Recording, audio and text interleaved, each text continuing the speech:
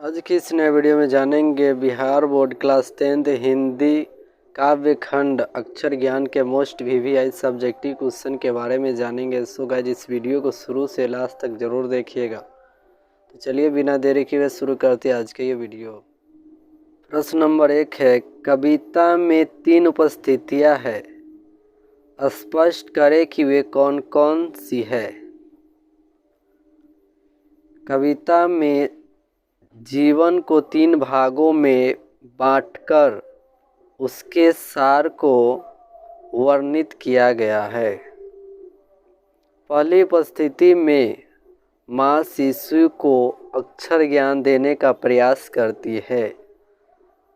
पहली उपस्थिति में क्या करती है? माँ शिशु यानी बच्चे को अक्षर ज्ञान देने का प्रयास करती है।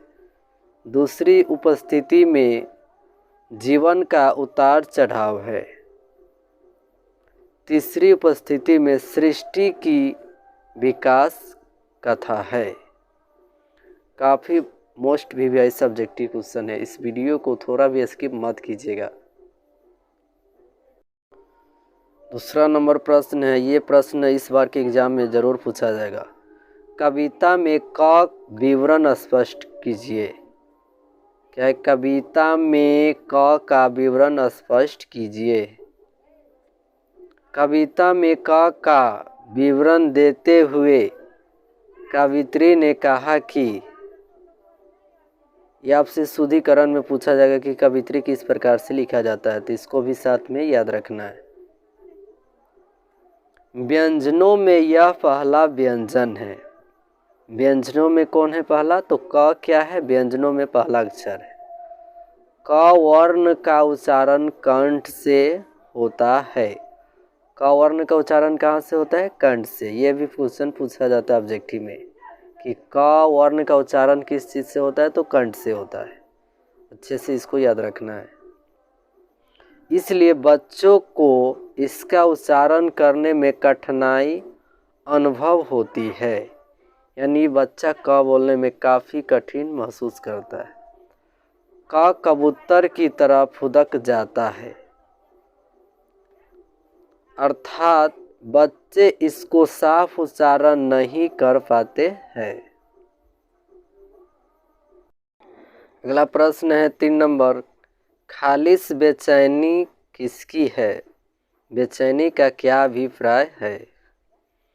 खालिस बेचैनी खरगोश की है। खालिस बेचैनी किसकी है? खरगोश की है। बेचैनी का अभिप्राय बिना रुके और चैन लिए हुए है। अगला प्रश्न है 4 नंबर, ये प्रश्न मोस्ट वीवीआई है। बेटे के लिए अंगा क्या है और क्यों? ये प्रश्न भी 2023 के एग्जाम में ज़रूर पूछा जाएगा। बेटे के लिए अंगा ही ड है। अंगा क्या है? ड है। और ड को वह माँ समझता है। क्या समझता है? माँ। ड में बिंदु लगाकर यानी अंगा बनाया जाता है, अर्थात बेटे को माँ की गोद में बैठाया जाता है। इसका मतलब ये है। अगला प्रश्न है 5 नंबर, बेटे के आंसू कब आते हैं और क्यों? यह भी क्वेश्चन बहुत वीवीआई है।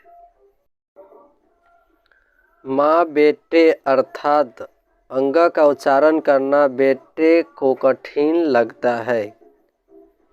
किसका उच्चारण करने में बेटे को कठिन लगता है? तो अंगा का। जब बेटा अंगा को लिखने की कोशिश करता है तो विफल हो जाता है, यानी कि वो लिख नहीं पाता है। तब बेटे के आंसू आ जाते हैं। क्या होते हैं? आंसू आ जाते हैं। बेटे की पहली विफलता थी, इसलिए आंसू आ जाते हैं।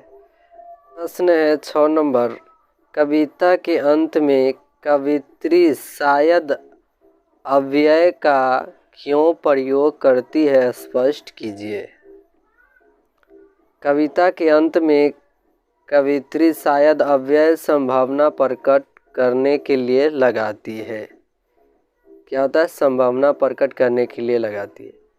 कवित्री कहती है कि जब पहली विफलता के बाद दुखी होकर आंसू छलक आते हैं तो उससे सोचने पर विवश होना पड़ता है।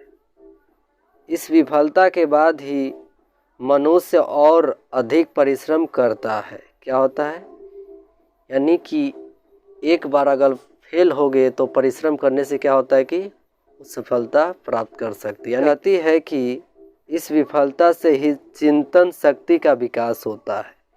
यानी आप जब कोई काम कर रहे हैं, अगर उसमें पास नहीं हो पा रहे, उसको दोबारा प्रयास कर रहे, तो क्या होता है, उससे चिंतन शक्ति यानी सोचने की क्षमता बढ़ती है। आपको यही कह रही है, इस